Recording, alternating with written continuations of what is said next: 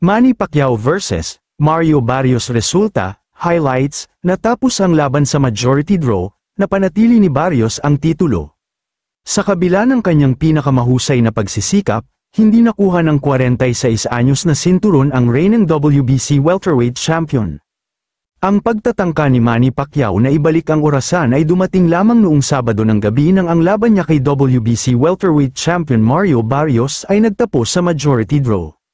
Sa edad na 46, tinangka ni Pacquiao na maging unang manlalaban sa kasaysayan na nanalo ng mga kampyonato sa mundo sa 4 na magkakaibang dekada, ngunit hindi kamukha ni Pacquiao ang dating mandirigma, hindi siya gaanong explosive at malinaw na nabawasan ang kanyang mga defensive reflexes, ngunit hindi siya pinabayaran ni Barrios ng mahigit 12 rounds at hinayaan si Pacquiao na magkaroon ng ilang kahangahangang sandali sa buong laban.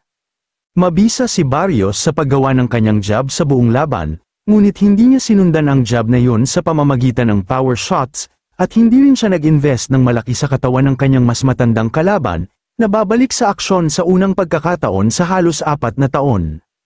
Malakas ang reaksyon ng solidong Pacquiao crowd sa bawat kombinasyong ibinato ni Pacquiao, lumapag man ito o hindi. Sa kabila ng posibleng labis na reaksyon, nagpakita si Pacquiao ng kahangahangang pagtitiis at pangako sa pagtatangka na muling humawak ng isang world championship.